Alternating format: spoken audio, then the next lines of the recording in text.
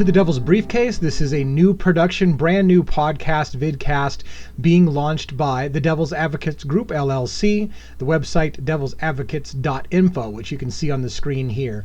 We're going to cover a lot of stuff today, but we're going to mostly focus now on this episode on the game theory. This is related to the shooting of Brian Thompson, CEO of United Healthcare, on December 4th, 2024, in which the prime suspect, who is awaiting trial in 3 different court systems for various charges, is Luigi Mangione. On our website, as you can see up here, there's timelines, and if you hover where my mouse is and see timeline, Luigi Mangione, we've got the official, unofficial Luigi Mangione timeline. Let me explain what the official, unofficial timeline is for those who aren't familiar. Basically, our position is this. The official timeline is the timeline in which officials tell us happened. It's what NYPD has reported. It is what mainstream media has reported. It is what various documentaries like the New York Post has reported. That is the official story and the official narrative. However, running concurrently with that is what bloggers, YouTubers, TikTokers, content providers, true crime people like myself, and authors as well, who basically start uncovering details that the official narrative is not covering. This becomes the unofficial timeline, if you will. So this timeline that I've created, and I invite you to go through as we dig into the game theory of what happened, is both the official and unofficial timeline. If you look, I've started as early as back as 2004 on here. It could go back further. I'm working on this timeline off and on, but this timeline has a lot of different things, as you can see. It also has hyperlinks, things that you can follow. There's pictures that are important to the story. A lot of these we're going to cover today in the game theory. There's diagrams that have been posted online by various sources. Again, all these things are very useful, and I would love for the community to help me build this timeline into something that covers both the official timeline and also the unofficial timeline. So let's dive into the game theory. Now, first I want to cover what exactly happened in brief. Allegedly, well, actually, this isn't allegedly. A suspect, a masked suspect, which we are going to show. There he is right there. Also in this video, there's a video that we have, I would show as well, of the actual shooting, and we may get into that, but I want to cover what happened. So Brian Thompson was in New York City on December 4th, 2024 for an investor conference. He was going to be speaking at an investor conference of shareholders and such into United Healthcare. Brian Thompson, as the CEO of United Healthcare, was going to be, for example, explaining to investors why it's a good investment to invest in United Healthcare stock and those things. While walking across the street, because he was staying in a hotel across the street from where the conference was really happening, he walked across the street in the early morning hours, approximately 6:40 a.m. on a busy New York street. Well, maybe not so busy at 6:40 in the morning, but in a busy city like New York City, a lone gunman walked up behind Brian Thompson, shot him 3 times in the back, striking him once in the leg, a couple times in the back, and then walked away and got on an e-bike and went into Central Park, where he went off cameras for quite some time. In Central Park, the shooter was seen later, sometime later, according to documentaries and various sources, leaving the park on a e-bike. But this individual is unclear in the game theory whether or not it's the same individual that did the shooting. It is possible, and what we'll discuss in the game theory, is that there may have been multiple accomplices in the shooting of Brian Thompson, and that the shooter who went into Central Park is not necessarily the same person who rode out of Central Park. Because again, law enforcement has admitted, documentaries have admitted, that they lost the suspect for some time in Central Park. In Central Park was found a backpack containing Monopoly money. This also plays into the game theory, Monopoly being a game. So the question becomes is, why Monopoly money? Early speculation was just simply that it was supposed to be some kind of reference to United Healthcare making money off of things, or something to that effect. It's been downplayed in mainstream media. They don't want to cover too much about why there was Monopoly money. It would just happen to be leaked that, hey, there was Monopoly money in a backpack that was found in Central Park. Later, however, this individual who left Central Park still had a backpack, but it was a different backpack. It had a different color than the backpack that was seen going into Central Park, which leads to the possibility, is it the same individual? Many people have theorized All that really happened was the suspect had two backpacks, either one that was under his jacket and one that was on top of his jacket. So what we see in the shooting, which we'll cover here in a moment, is going to be a gray backpack that looks kind of like a photographer's backpack. That backpack may have been worn on the outside of a jacket, and underneath that jacket was another backpack, all black instead of gray, and this is the backpack we later see the same suspect with.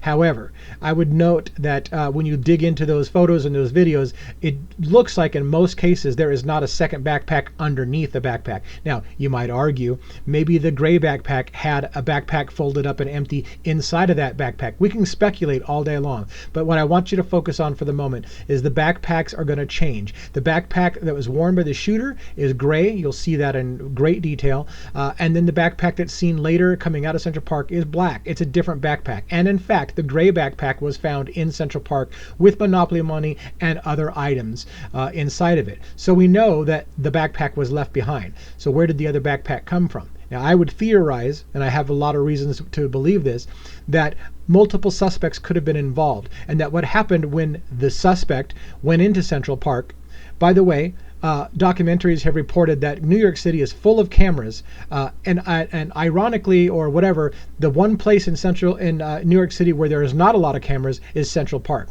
So the suspect knew, in my opinion, in my theory, in what we call the game theory, the main suspect knew that going into Central Park they were going to get off camera. Why would they need to get off camera? Because law enforcement lost that suspect for an amount of time and then later picked up as a person who looked like that suspect and assumed it was the same one. Because we see, for example, and we can cover some of this today, the shooter going into the park on an e-bike wearing a backpack and leaving Central Park on an e-bike wearing a backpack. And let's just forget that that's a completely different backpack.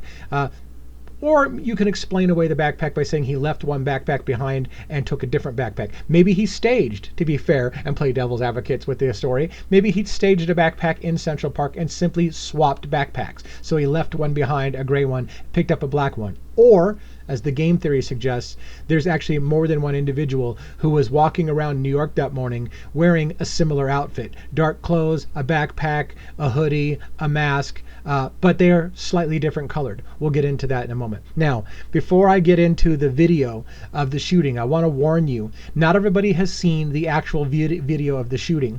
I have the video. It's been posted, for example, on X, which if you have your content filtering set a certain way, you can see graphic stuff. This video is not graphic per se.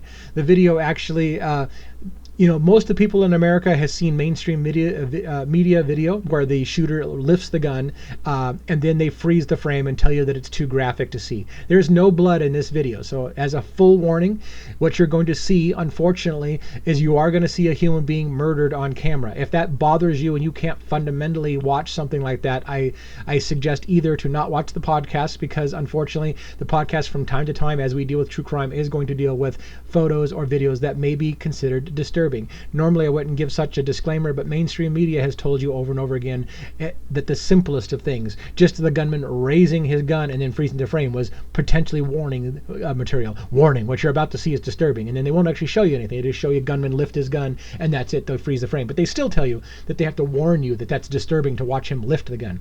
We're going to give you the opportunity to see the actual shooting itself. Most of you have. Most of you, if you're following this true crime case, have already seen the video for yourself. But we're going to cover it for a couple of reasons. One, because some of you haven't seen it, and if we're going to talk about it in detail, I want you to be able to see it with your own eyes so that you can make judgments about what's happening with your own eyes. Second of all, I will point out things in that video that I want you to pay attention to. For example, the shooter not wearing gloves, which is going to come into play later when Luigi Mangione is arrested and he has black gloves in his possession. If Luigi Mangione is the shooter and he had black gloves with him, why in God's sake did he not have gloves on during the shooting? Why would he allow his fingerprints to be all over the gun? This plays into the game theory. Was there a group of individuals who wanted to be seen on camera touching the gun, because later on we're going to find out Luigi's fingerprints perhaps don't match that gun? The problem with that theory, of course, is that law enforcement wants Luigi Mangione so bad that even if the Luigi Mangione fingerprints weren't on it, there could be shenanigans behind the scene that this point to make sure Luigi Mangione's fingers are on that gun, and we'll never know the difference, because I, at the Devil's Advocate, and my partner, the Devil's Advocates, formed this channel. We basically have a general distrust for law enforcement, mainstream media, and our judicial system.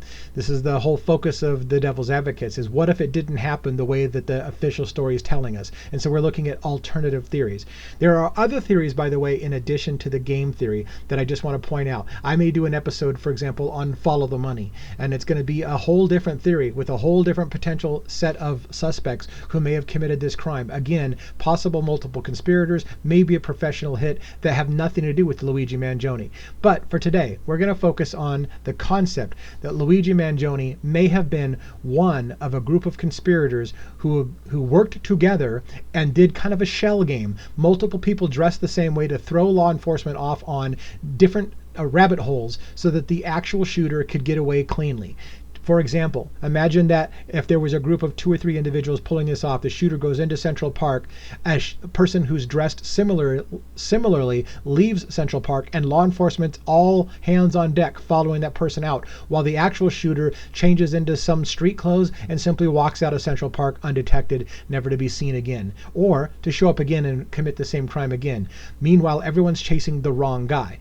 And is Luigi Mangione possibly the wrong guy? Did he get framed for this? Was he involved in it? Did he plan to be arrested and picked up as the wrong guy in hopes that eventually he would be exonerated? Or was he simply taking the fall for a group of conspirators? This is not just crazy conspiracy theory. This is the subject of a book and a movie we're going to talk about as well, called How to Blow Up a Pipeline, which the very premise is that a group of individuals in their 20s decided to do something about corruption, and they conspired together to commit a crime, and then purposely had one of them take the fall for the crime so that the rest of them could get away and potentially do it again. And they hoped to start a revolution, that people were going to follow their lead. So again, in the game theory, we have to ask ourselves, was a person like Luigi Mangione inspired by How to Blow Up a Pipeline and worked with a group of conspirators to pull off an event, purposely take the fall for it so that the main shooter could get away and do it again, or start a movement, a revolution in America? It's just a theory. I know it's going to bother a lot of people to consider that as an option, but I want to cover why I think there's a possibility for the game theory. We're about to watch the shooting of Brian Thompson. So again, I warn you, if this is something that's going to bother your consciousness and you can't watch it, then please either skip ahead a couple of minutes to get past this, fast forward so you don't have to watch it. But I want to point out a couple things when you see this video. Just again, focus on the backpack, focus on the bare hands on the gun, because this will come into play in the game theory, in my opinion. I have theories as to why, for example, Luigi Mangione, if this is the shooter, would have gloves but not be wearing those gloves during the commission of this crime. Again, I want to point out another thing. For those who haven't seen the video, Brian Thompson is going to be struck several times. There's been talk, and this is important, it's not necessarily the focus of the game theory in this particular case, but there's been talk about whether the gun jammed, or whether, because the gun was a 3D printed gun, that it had to be manually cycled. So manually cycled suggests, for example, that the 3D printed gun you didn't pull the trigger and it automatically chambered the next round, that you had to manually pull the slide back to eject the round and then bring in a new round into the chamber.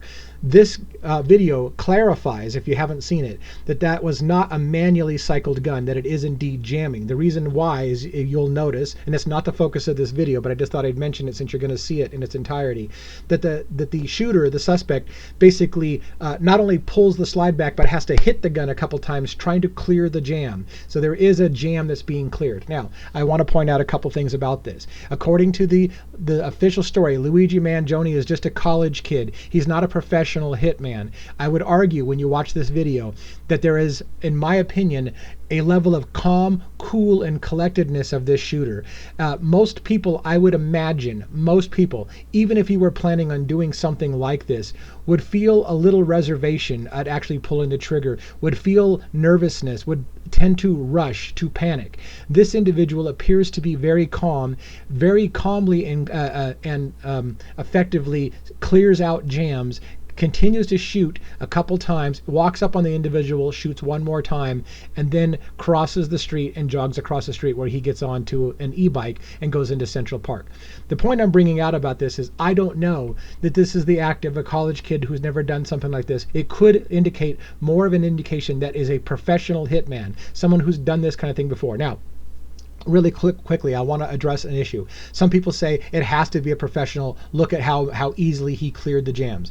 I will say this, you do not have to be a professional to know how to clear a jam. I have owned a couple of cheap firearms in my lifetime that used to jam a lot when I would practice with them. Once you have a gun jam like that, a cheap gun that jams from time to time, or cheap ammo that jams from time to time, you learn how to clear the jam pretty easily. I am not a professional hitman, but I could clear a jam very quickly as well. But what does speak to me is the calmness in which this individual continues to just walk and stalk his victim, if you will, Brian Thompson, and finish the job and then cross the street.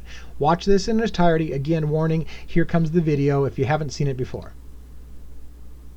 There's Brian Thompson walking into the frame. Shooter pulls up behind him, hits him once in the leg, hits him again in the back. He's clearing the jam. See how he pulls the slide back and he hits the gun a few times, walks up on him, fires again, kind of checks maybe on him, and then crosses in front of this vehicle, all walking until he gets in front of the vehicle, and then he jogs across the street and presumably onto his e-bike. So that's the video that I want you to pay attention to. And again, hopefully you paid attention to the gray backpack, very distinct color gray backpack. This is not the backpack we see later on, as described on Luigi Mangione. The backpack is different. This is the backpack that's left behind in Central Park. We'll show that a little bit now. This here you see is several images of the backpack by various news stations as pulled up on Google. You can see the backpack is a distinctive gray. It matches the backpack in as far as color goes that we see on the back of the shooter. We're going to cover one more here image. This is a close-up of the backpack as found in Central Park. It contained Monopoly money. It looks very stuffed. It looks like it's full of stuff. People have indicated also that there's a little purple thing or whatever here that may be a kind bar wrapper, which becomes important in the case. But for now, I just want you to pay attention to the gray backpack. In addition, I want you to pay attention to this image right here. This is Fox 5 with the timeline that happened. They posted this image 4:42 p.m. later that day when they found a TJ Maxx bag inside the park. They stationed an NYPD police officer over that bag because they believed it was related to the crime. This TJ Maxx bag appears to have clothes inside of it, again indicating the possibility because the shooter that went into Central Park was lost off of cameras for some time, and then they found a backpack and this bag of what looks like clothes. So the question becomes, did a different person ride out of Central Park and the shooter changed clothes, dropped out the clothes, whatever, took off their black jacket, left the gray backpack behind, and walked out of Central Park the other direction? And that the person who left Central Park on that e-bike may not be the same person that committed the crime. It could be that they simply had a staged backpack that they traded out when they got into Central Park. But this is something I want you to pay attention to. This bag hasn't been talked about. A lot of people don't know about this bag. This bag was in the news briefly, and then nobody talks about the TJ Maxx bag. Many believe that it's been ruled out because it would have been in worse shape after the number of hours that it was sitting outside. This looked like it's very crisp and new. So maybe police quickly ruled it out as being related to the shooting. But at one point, they believed this was related to the shooting. They positioned officers over it, and then it just kind of dropped out of the discussion. Now, for the moment, I want you to pay attention to these images of the suspect. This is an image of the suspect here with a gray backpack and the black gaiter that's over his face. We're calling it a gaiter for this sake. And this is what the suspect looked like, if you remember that video of the shooting Brian Thompson on the morning of the shooting. And this is supposedly, I think, when they said that he arrived in New York City wearing this getup, having come off of a bus from out of town. These images here to the right are supposedly the same exact day. Not the same exact day. These two images were shot the same exact day, but the coloring is different. In the top image, you see somebody who may look the same. By the way, this guy looks a lot more like Jake Gyllenhaal than That's who it looks like to me, than Luigi Mangione. But that's neither beside the point. Like, that guy right there looks like Jake Gyllenhaal, if you ask me. But anyways, so they're saying that these guys are all the same guy. However, you'll notice, a lot of people noticed and made a big point of it, that this backpack is black. This backpack is gray. It's different backpacks. So at what point was that switch made? What happened to this backpack? Why is this backpack here? And also, early reports indicated that the suspect was wearing a brown jacket. Then later, when the video came out and I saw it was a black jacket, there was some confusion. This set of videos taken from the same location, you can see something in the back, right? You can see this seat in the back or whatever. And so you know it's the same location, the same checkerboard floor, the same seat in the back. It's the same hostel, allegedly, a hotel type of thing, a hostel where people can share rooms with complete strangers. This shot, I believe, is the one that allegedly, this is supposed to be Luigi Mangione. Many people do not believe that's Luigi Mangione. The game theory would suggest that's not Luigi Mangione. But they would say that that's Luigi Mangione. Again, facial experts have said that that does not match his face. They've run facial recognition through it. That's not Luigi Mangione. You make the call. So if you want to believe it's Luigi Mangione, fine. But what this clever light positioning has done, when the New York police put out two photos, one like this and one like this, it allowed them to basically justify, in my opinion, the original brown jacket, but also justify the black jacket by simply having two color gradients so that you have the same location, but now this kind of like, oh, I can see why somebody called that in as a brown jacket, and also why it looks like a black jacket to us, even though, again, backpack doesn't match. This now is allegedly Luigi Mangione. Even now, I can't say that looks a lot like Luigi Mangione. The nose looks a little bit more bulbous than Luigi Mangione. Certainly looks more bulbous, in my opinion, than the shooters we were looking at earlier, or the suspect we were looking at earlier. But everyone tells us this is Luigi Mangione. That's the official story. So I'm going to have to go with this is Luigi Mangione. But I want you to pay attention to a couple things here. Pay attention to this beanie cap, which the shooter didn't have the morning of the shooting. He also has a surgical mask, which the person had a gaiter. Now, you can see around his neck here what looks like possibly a black gaiter. And there is a video of allegedly of Luigi Mangione trying to check into a hotel before coming to this McDonald's, in which this black gaiter was pulled up. But here at McDonald's, he's got a blue surgical mask on, allegedly, and he's got this brown beanie cap. This is going to be important in a moment. I want to show another photo real quick. Well, not that one. We'll get to this video next. But again, pay attention to this beanie cap and the blue surgical mask. And by the way, I want to point out this particular photo. This was this great photo op that Luigi Mangione, and to be fair, this actually does, in my opinion, look like Luigi Mangione. Unlike some of the other photos, which don't necessarily look like Luigi Mangione. This looks a lot like Luigi Mangione to me. However, this was practically a staged photo op. And you see Luigi Mangione wearing a surgical mask. There was this allegation that Luigi Mangione got into a taxi cab and managed to accidentally look right at the dash cam video, and they took this photo and said this is the guy we saw leaving Central Park. So for a moment, in the game theory, if this is Luigi Mangione, and it looks a lot like Luigi Mangione in my opinion, but I'm not a facial recognition guy, but let's say that is Luigi Mangione. Now we can almost say with certainty that the person who came out of Central Park is Luigi Mangione, if that's the same man who came out of Central Park. What we don't know for sure is that Luigi Mangione is the same one who went into Central Park. That's the million-dollar question. And why now all of a sudden, if this is the same guy, is it a blue surgical mask and not the same black gaiter that was worn during the shooting? If you need to go back and watch the shooting, you'll see that the individual had a black gaiter on, not this blue surgical mask, like Luigi is also wearing when he's arrested 5 days later after this photo, 5 days later in Altoona, Pennsylvania. So he's wearing the surgical mask. So again, just pay attention to the shifting coat of many colors, as I've called it in one of my TikTok videos, the backpacks that don't match, the gaiter versus the surgical mask, and the facial features that may or may not be the same. All of this is leading to the possibility that these are different individuals that are dressed similarly to throw off the scent, going in different directions. There was reports early on that law enforcement had tracked an individual for 3 days and ended up having to, that they said was a dead ringer to the suspect in the shooting, and had to let it go because it ended up not they had an airtight alibi essentially. And so they had tracked somebody that was a dead ringer, similar clothes, all the different things they were looking for, ended up not being the shooter, and they had to let him go. It was days after that that they picked up Luigi Mangione in Altoona, Pennsylvania, which also pertains to the game theory. So let's continue.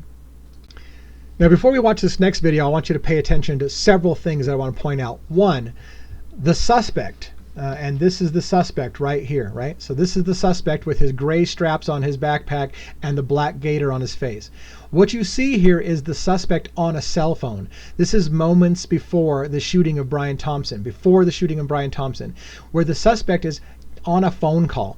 Now, I have argued and will still argue that if this person, this shooter, especially if this is not a trained assassin, is about to make the biggest moment of their entire life by gunning down a human being in cold blood on New York City streets, why is he calling in a pizza, talking to a best friend? Who is this phone call to? That phone call right there is super suspicious. Who is the shooter talking to moments before Brian Thompson comes out of the hotel? I would allege this is a real good indicator that there are multiple conspirators involved in this thing. This shooter, this is the shooter we believe, this shooter is on the phone with somebody moments before Brian Thompson comes out of the hotel and is shot dead.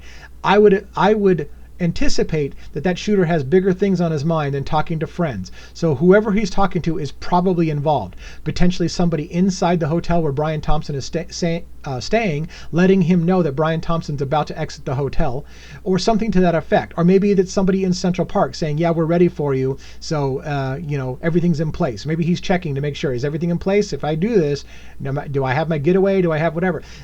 It's pure speculation. I understand. Pure speculation. This phone call has bothered everyone on the internet. Who the hell is he talking to? Law enforcement, as far as I know, has never revealed who they suspect he was on the phone call with. We're going to find out in trial, I assure you, because this one's not going to slip through the case. But here's the kicker. This is what I want to really show you. Watch the guy next to him. This guy right here, okay? This is just an interest case, pure speculation, okay? I want to see if you catch it on your own before we go on. But and then I will go through it again another loop or two. Okay, so let's watch. There's the suspect, the gunman. Second guy. Gunman. Second guy. Did you see it? Let's pause here in a minute. Gray backpack. Black backpack. Beanie cap that Luigi Mangione was wearing, a very, very similar colored brownish beanie cap that Luigi Mangione is seen wearing. Do I believe this is Luigi Mangione? No, I'm not saying that's Luigi Mangione. But what I find is interesting is you could argue this is a similarly dressed dark individual with a backpack on. Sure, there's not a mask, but a hat that matches what Luigi Mangione is wearing. It's an interesting take. It doesn't prove that this person is involved in anything at all. But I find it interesting about how similar it looks. I don't remember if I closed the tab already that had Luigi Mangione in this beanie cap with the black backpack that looks the backpack that was picked up on Luigi at his arrest was more like this. So is this individual with the gray backpack? And I would argue, hear me out for the game theory. Do you think there's another backpack underneath this backpack that the individual is wearing? Are there two backpacks here and he slipped one off in Central Park and left with another one? Was there a backpack in Central Park? Whatever the case is, I want to know who he's on the phone with. This leads to the game theory. And I want to know why this guy looks so much like Luigi's attire, including the hat. So let's just go one more loop through it.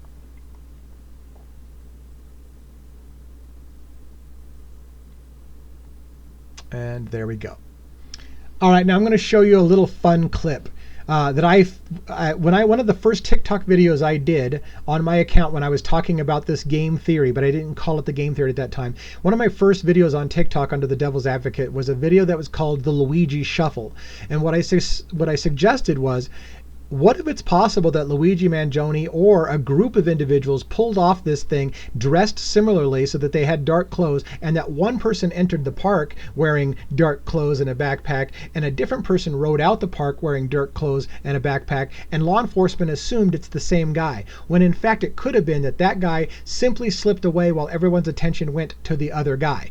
This video, the Thomas Crown Affair from 1999, it's a very old movie nowadays, and a very old old clip with Pierce Brosnan, who is basically an art thief. And at some point in the story, he has to basically replace a piece of art. And law enforcement's waiting to catch him. They're all surrounded. They're all looking for, all eyes on the target. They're waiting for him to show up, and they're going to catch him red-handed in the act. And as law enforcement is watching him, this movie depicts this brilliant move that that Pierce Brosnan, the thief, has, which is throwing law enforcement off by having a bunch of people dressed exactly like him. And so I want you to listen to the audio. I want you to enjoy this moment and think about the Luigi Shuffle. Did a group of individuals purposely lead law enforcement on a wild goose chase, chasing people all over New York City, including to the bus station where they thought at one point, law enforcement thought the suspect had gotten on a bus and escaped New York City, and they said they'd lost him, he'd left New York City. Later on they said, oops, our mistake, that wasn't the suspect, it was somebody who just looked like him. How many people are running around New York City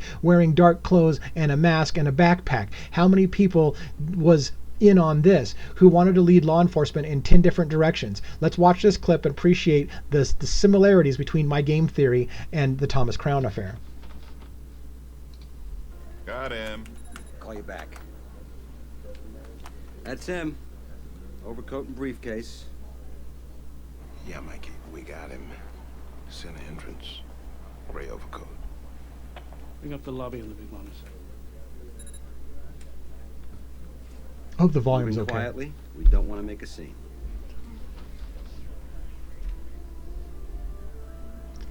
So here, there you see he puts his hat out. He's making sure law enforcement sees everything. We're gonna cover this in detail. Similar things that the shooter did, making sure law enforcement sees him. How's he doing?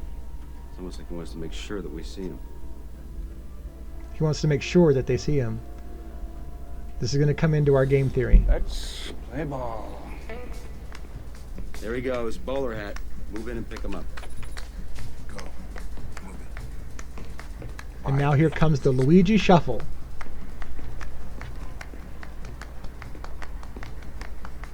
Think of that briefcase as a backpack. Swapping backpacks. Excuse me. Shit, he switched the painting. Stay with the painting. Stay with the painting. Hold him. No, what? Look, man, I can't.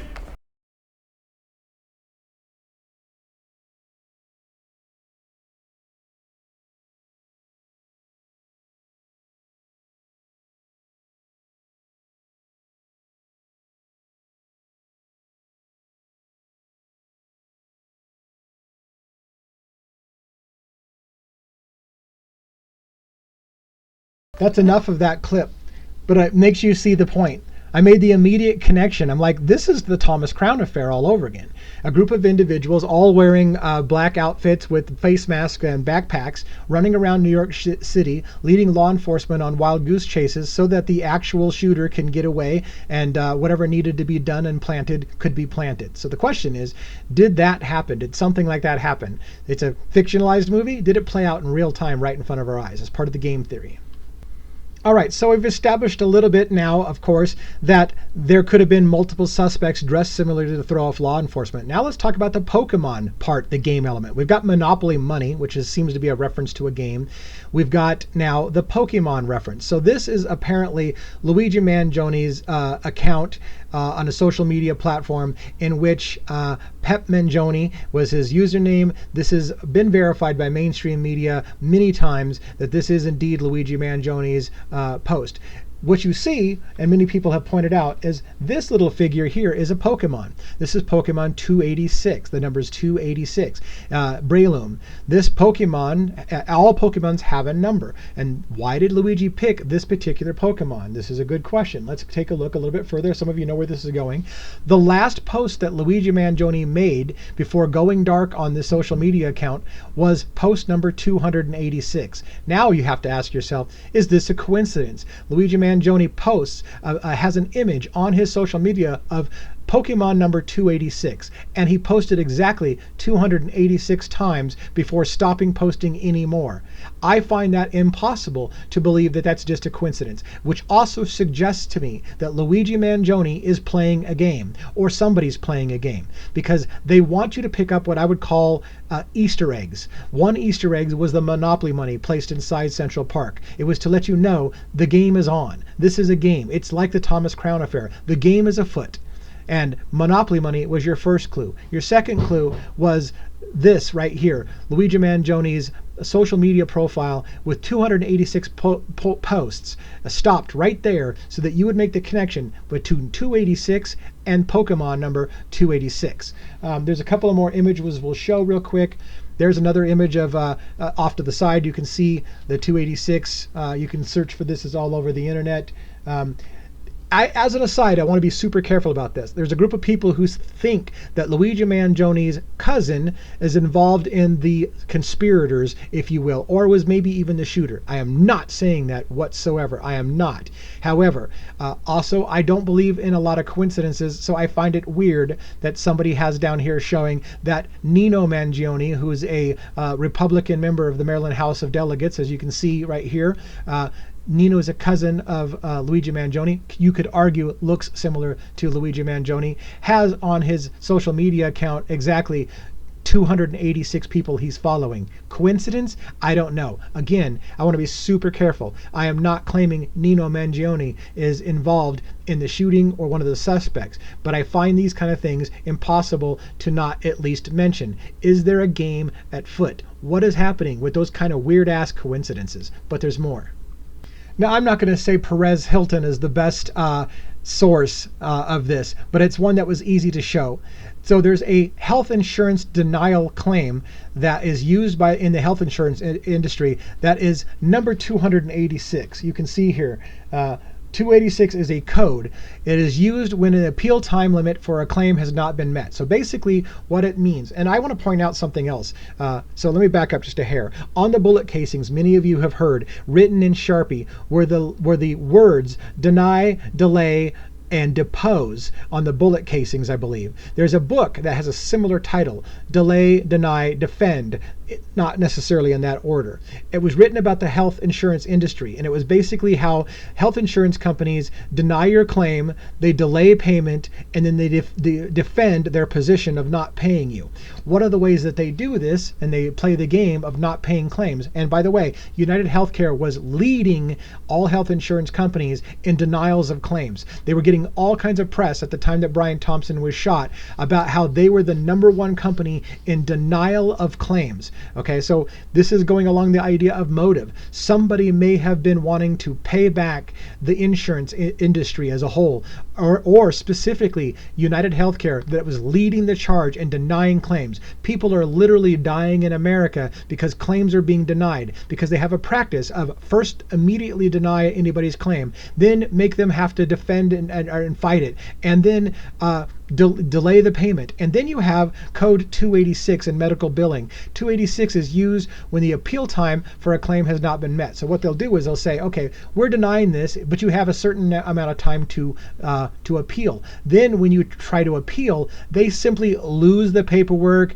whatever the case may be, say, hey, we didn't get it. Oh, you must not have submitted it, resubmit it. And there's only a certain amount of time limit that you have to do that. If you pass that time limit, it's code 286. You've passed your appeal time limit. You spent too long appealing it. It doesn't matter that they're playing the game and telling you, hey, you never sent it, we never got it, you're going to have to resubmit it. If they can delay after they've denied you, then you will pass the 286 limit, which is denial of claim because you've passed your time limit for appealing, and that was the 286. So now you have to ask yourself, did this person who committed this crime, be it Luigi Mangione or not, play some kind of game in which they wanted to point out 286 and make the connection to 286, the denial of claims, 286 Pokemon number, 286 posts, wanted to make sure we knew about the number 286. There's another really strange 286 in this case, which I'm not entirely sure is related, but I want to get to the other 286, economics course 286 at Stanford University. Why does that matter? You'll be surprised. We'll get to that in a second.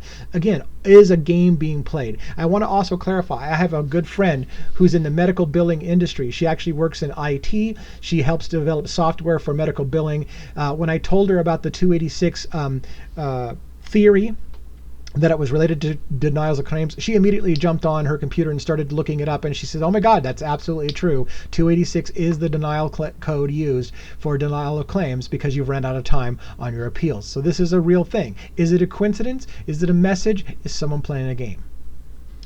All right, this is a good time to go ahead and deal with that Stanford University Econ 286. So we know that Luigi Mangione is from Pennsylvania. In fact, he was arrested in Pennsylvania, but he was in New York for the shooting. So he's an East Coast guy by all of our considerations. However, it has also come out that Luigi Mangione was spending significant time on the West Coast around San Francisco. He had been part of a company called TrueCar.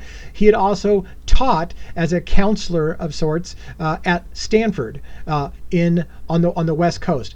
At Stanford, it just so happens that there is a course 286, which is Econ 286 Game Theory and Economic Applications. Is it related? I don't know. Luigi Mangione wasn't necessarily related to Econ 286, but when I saw this class and that Luigi was teaching counseling at Stanford and spent time on the San Francisco coast, and there's an individual, by the way, who I'm being super careful not to mention, who also people believe looks exactly like Luigi Mangione, or very similar, not exactly, very similar to Luigi Mangione, especially when you stick a face mask over him, who went missing mysteriously years ago and has not been seen ever since. Has a very similar build to Luigi, looks similar to Luigi, and was around Stanford at the same time Luigi was around Stanford. Those kind of things are pie in the sky connections, so I don't want to spend a lot of time on that, nor do I want to name that individual at this point. Most of you probably know, if you follow the true crime a lot, already know who I'm talking about. I don't have to mention him by name, but he has connections to Stanford. Luigi has connections to Stanford, and then there's this Econ 286 course on game theory.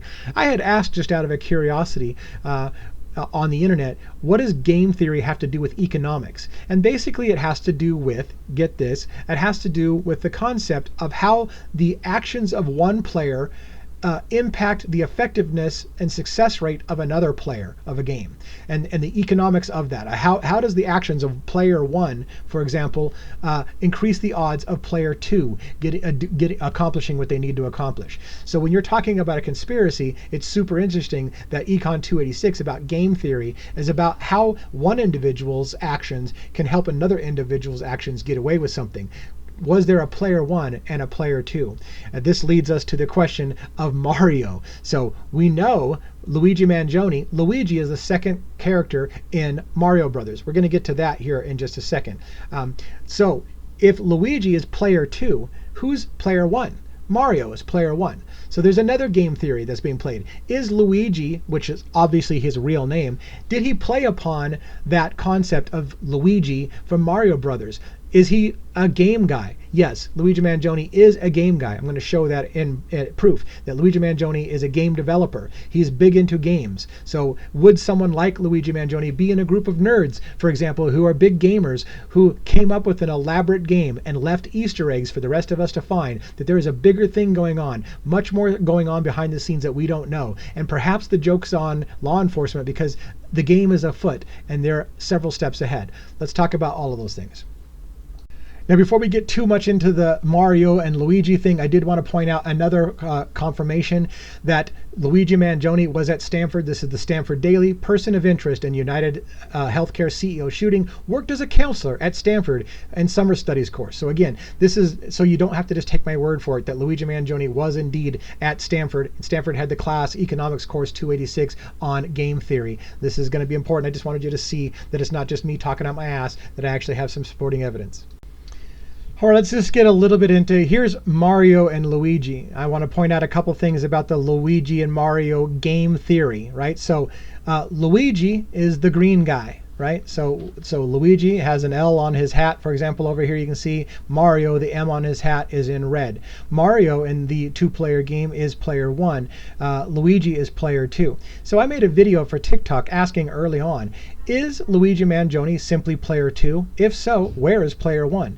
Is player one the suspect who shot Brian Thompson in outside of in a hotel in New York City and then fled into Central Park? Did Luigi, player two, go out the other side of the park and lead law enforcement away so that player one, Mario in this case, could get away?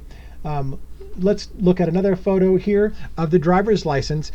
that Luigi Mangione apparently had on him at the time of his arrest 5 days after the shooting in Altoona, Pennsylvania. We're going to talk more about Altoona and more game theory related to McDonald's and the Pennsylvania Railroad and all these things and whether there's anything to it. But this license plate, or the driver's license that we have all talked about, is the name Mark Rosario. I would argue that that bears a striking resemblance to Mario. Mark Rosario, Mario. Do you hear the connection? To me, that is a Easter egg. It's a play. This name, this ID was picked, Mark Rosario, because it would bring your imagination to Mario. So the question then becomes, is the fake ID Luigi has of Mark Rosario simply another indicator that there's a Mario out there who's on the loose still somewhere? So, at a court appearance recently, Luigi Mangione showed up in court very briefly that we got to see him, the public did, but he was wearing a green sweater. So look at that, a green sweater. Is the green sweater purely coincidental, or are we supposed to remember Luigi in green, Mario in red? Is there a game at foot? Is there a coincidence that Luigi Mangione chose to show up in green at this event? So just to verify, is there a connection between Altoona, Pennsylvania and the Pennsylvania Railroad? If we're going to make the connection that there's some kind of connection with this whole McDonald's game Easter egg. Yes, the Pennsylvania Railroad not only ran through Altoona, but the first commercial train ride was basically going to Altoona. Luigi Mangione had a bus ticket in his possession, according to the arrest record, that was the same exact route of the original train ride, the first commercial train ride from Pittsburgh.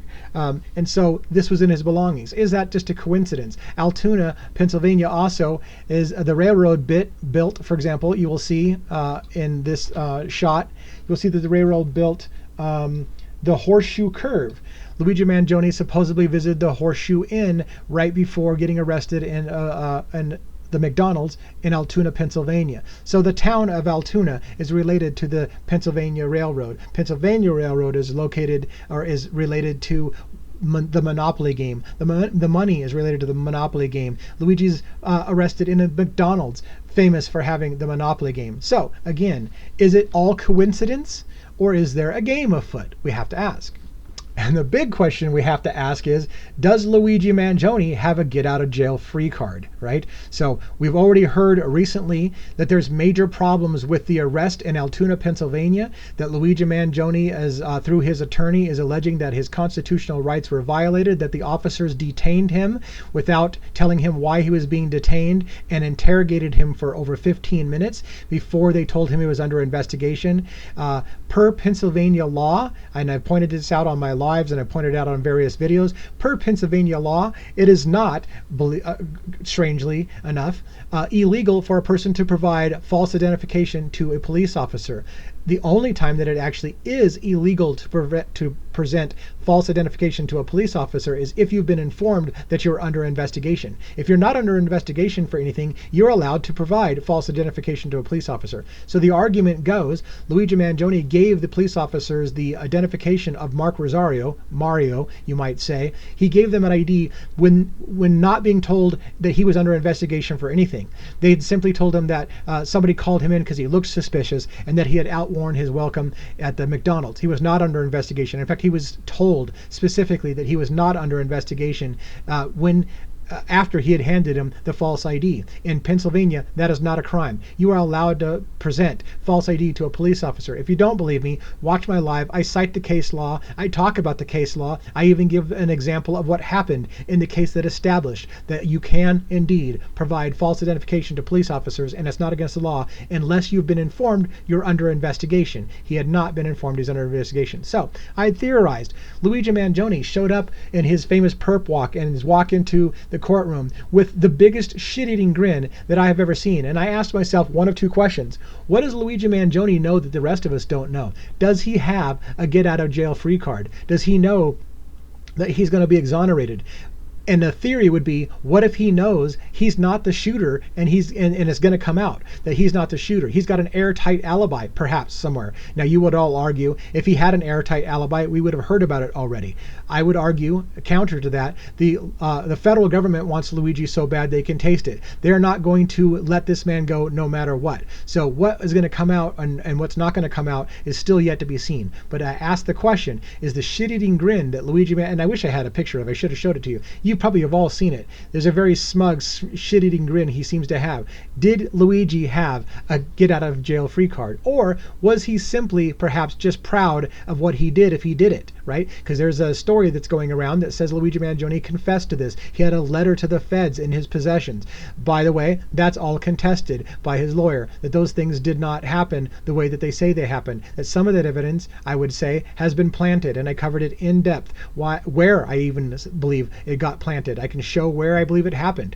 And so I've got a great video on that on TikTok. It's also posted here, I believe, recorded on YouTube, if you want to go look for my lives talking about the arrest in particular in Altoona. You'll go through all the details and you'll see where I believe that those items may have been planted on Luigi Mangione.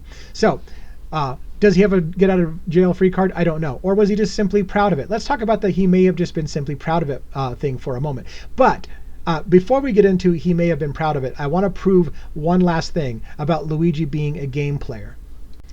There are many things to prove it, but one of these things is this statement right here. I realize this is Reddit, but there's mainstream media sources that will confirm this as well. Luigi Mangione formed and led University of Pennsylvania's Upgrade Club. It was a club for game developers, I believe, and let's hope I can get this right. Upgrade stands for University of Pennsylvania Game Research and Development. I can't remember that last letter, E. But anyways, that is an actual club that Luigi and another co-founded at the University of Pennsylvania for game developers. Luigi was into game development. As such, Luigi would have been into game theory. As we talked about, Stanford had course 286 about economics, game theory, which is about how can one player help the odds of another player succeed. So, was, again, Luigi Mangione part of a group of conspirators playing a game? These are potentially very smart, game-oriented individuals who could have conspired to lead law enforcement on rabbit trails, red herrings, false leads, so that the shooter could get away, the actual shooter could get away, and somebody else took the fall. Now let's talk about that whole theory, because everybody will ask me, well, why would Luigi take the fall for something? He's going to go to prison for the rest of his life. There's no way they're going to let him free. Why would he do that? Let's talk now about the why would he do that, and that is focus now on the book and the movie How to Blow Up a Pipeline. All right. So this book, How to Blow Up a Pipeline, came out in 2021. So this is very close. It's a very recent book. It could have drawn the attention of someone like Luigi Mangione or a group of individuals like we're talking about in this potential conspiracy. This book by Malm, the author is Malm, Andreas Malm, How to Blow Up a Pipeline, was a non-fiction book.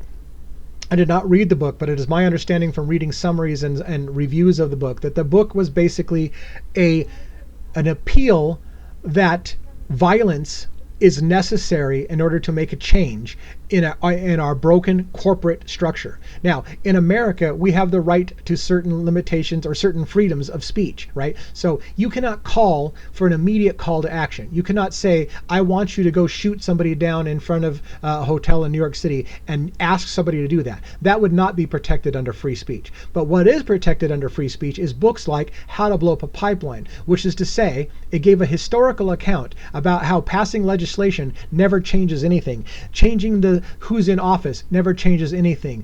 Peaceful protests have never really resulted in any dynamic change. The only thing historically that seems to have actually made impact is some kind of form of violence. And so the book doesn't necessarily promote violence. It's a historical look. And we're allowed, by freedom of speech in America, to talk about the history. History shows us, perhaps, and demonstrates to us that peaceful protests do not work. That violence of some kind is the only way that these people listen, that a broken system will listen. And so therefore, the book doesn't advocate that someone go out and do something, but it makes the argument that peaceful protests and just passing laws is never going to fix anything, that at some point somebody has to commit violence.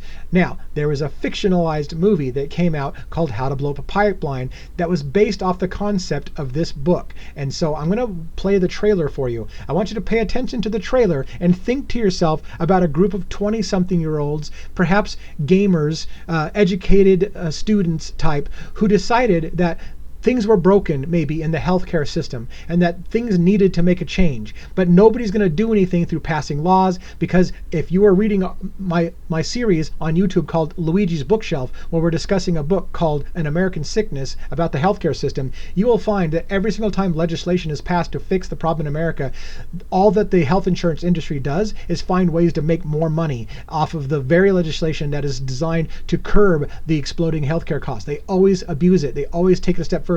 Laws being passed have never helped the situation. So let's watch now the trailer of How to Blow Up a Pipeline. And I'm going to play the whole thing in its entirety, the trailer, and I want you to pay attention to the key things, which is that it's a group of young individuals from different walks of life who came together and conspired to blow up a pipeline. In this case, they weren't trying to kill a certain person, they weren't trying to hurt somebody, but they did want to make an act of violence against a corporation in hopes that it would lead to a revolution. And in the movie, as a spoiler alert for those who haven't seen the movie, the group agreed that one person was going to take the fall so that the rest of them can get away with it and potentially do it again, or help that others would follow suit and take it as a revolution. But one person decided that they were going to take the fall because it was just, it had to be done. Somebody had to make a change. So the question about why would Luigi do this and take the fall for something, and my speculation that what if he was proud of what he did, is exactly, in my argument, exactly what the whole premise of How to Blow Up a Pipeline, the movie, is. Let's watch the trailer, pay attention to the connection points. All right? Hey everyone, welcome back to Boom Talk. Today, teaching myself to make a homemade blasting cap. And if this works, it'll be step one in making our own improvised explosive. Might be headed to Texas for the winter. What's in Texas? It's a project. What kind of project?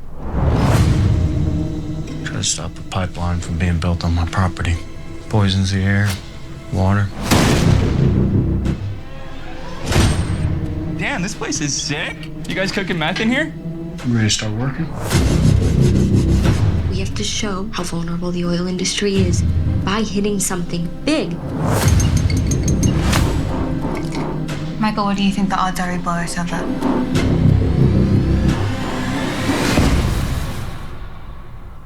I don't really care. We could blow the pipe at the hilltop, keep the oil from leaking. You're not actually thinking. I'm not thinking about it. I'm doing it. What if y'all do structural damage? Structural damage is kind of the point. This is destruction of federal property. Terrorism. They charged Luigi with American terrorism. Empire calls us terrorists, then we're doing something right. If you're seeing this, let those who profit from mass death know their properties will be trashed. 3, 2, 1. They will defame us and claim this was violence or vandalism, but this was justified.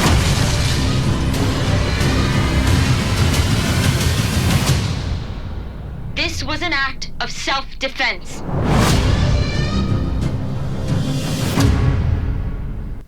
All right, so you saw a couple of key things that were in that trailer. A group of individuals got together, conspired to commit an act of terrorism. They indicate in there that the world is going to try to portray them as terrorists. Luigi Mangione has been declared a terrorist. They're trying to try him as a terrorist for trying to basically make, allegedly, if this is the story, for trying to make a statement to make a change in the world, and that they're going to label him as a terrorist. And they're like, and then as the trailer showed, if they're going to label us a terrorist, then we must be doing something right? So let's talk now about the Goodreads account and my other connection to the How to Blow Up a Pipeline thing. So this is a Goodreads review of Ted Kaczynski, the Unabomber, who wrote a book, a manifesto. The law enforcement loves to use the word manifesto because it makes you look guilty right away if they name something a manifesto. I went over my live and explained how the law enforcement called a red notebook supposedly in Luigi's possession a manifesto. That was their terminology because they know that the word manifesto will lead you to think that he's done something bad because nobody but bad people write a manifesto. But Luigi Mangione on his Goodreads account had apparently written a review about the industrial society and its future, written by Ted Kaczynski, the Unabomber. Very controversial right off the point. Media jumped all over this. Look at Luigi Mangione is a very bad guy. He idolizes Ted Kaczynski, the Unabomber, who killed innocent people. Now, I want to explain to you, by the way, that in one of the last documentaries that were put out by Luigi Mangione, there were writings that they said were attributed to Luigi Mangione on Reddit, where he basically had admitted that he didn't want to hurt innocent people, that what he did was designed to make sure that it didn't hurt innocent people, and that he considered for a time to use a bomb to make a statement, but that ran the risk of hurting innocent people and would defeat his purpose. In that logic, if Luigi Mangione wrote those things, and we don't know that he did, even his attorney is questioning whether those were written by Luigi Mangione, in my opinion. But if Luigi wrote that, the point being is that he also wrote in that writing that it would be something. He didn't respect the Unabomber because the Unabomber hurt innocent people. He wanted to target somebody, essentially, is the argument, that had blood on their hands, like someone who's in charge of the largest company denying claims. But this is the quote that I want you to focus on, and this is a screenshot rather than actual thing I can highlight, so I don't know if you can follow my mouse, but if you look at this bottom paragraph, it starts with, when all other forms of communication fail. It continues, violence is necessary to survive. So this is a quote from supposedly Luigi Mangione, who's writing about things that he found interesting and of note in Ted Kaczynski's book, things that he thought about. So let me read this paragraph because it ends with the coup de grace. When all other forms of communication fail, violence is necessary to survive. You may not like his methods, but to see things from his perspective, it's not terrorism, it's an act of war and revolution. So in other words, this is very similar to what they were saying in the trailer, How to Blow Up a Pipeline. This is an act of war. It's not terrorism. Fossil fuel companies actively suppress anything that stands in their way, and within a generation or two, it will begin costing human lives by greater and greater magnitude until the Earth is just a flaming ball of orbiting third from the sun. Peaceful protest is outright ignored. Economic protest isn't possible in the current system. So how long until we recognize that violence against those who lead us to our destruction is justified as self-defense? So, if this is really written by Luigi Mangione, and mainstream media sources tell us this is for sure verified Luigi Mangione's Goodreads account, then Luigi Mangione is quoting from, or in his own words stating, that if violence against those who lead us to our own destruction is done, that violence is considered an act of self-defense. They have essentially, from this paragraph, declared war on us, and it's not terrorism, it's an act of war and revolution and a matter of self-defense to take someone out like Brian Thompson. So again, I want to be careful to tell you, I am not saying that Luigi Mangione did this. I am telling you Luigi Mangione in this country has the presumption of innocence until proven guilty in a court of law, and we will continue to maintain that Luigi Mangione has that presumption of innocence until proven guilty in the court of law. But if you're going down the game theory, did this suggest that Luigi Mangione could have been part of a group of conspirators who decided that the health insurance industry needed something drastic to happen, that the health insurance industry had declared an war against the American citizens, and that his act, taking out somebody who was basically declaring war on America, was an act of self-defense and a move of basically a revolution? And now I want to draw your attention to this video. This is a video of the CEO killer who mysteriously drops an item of trash. So here you see him bending over and placing an item of trash. I would argue that the suspect in this shooting, who supposedly placed an item of trash, did this intentionally on camera. That he placed this item of trash, which may have been a Kind Bar wrapper, they're saying, He didn't even make an attempt to hide it amongst the trash. He simply placed it on top in broad daylight of a camera, including the shooting being done in broad daylight, if you will, with bare hands on a pistol. Right? So the question becomes, did the suspect want law enforcement to see this move? Did they want them to immediately be able to quickly find the CCTV footage of him placing trash on there so they'd go after that Kind Bar wrapper with a vengeance?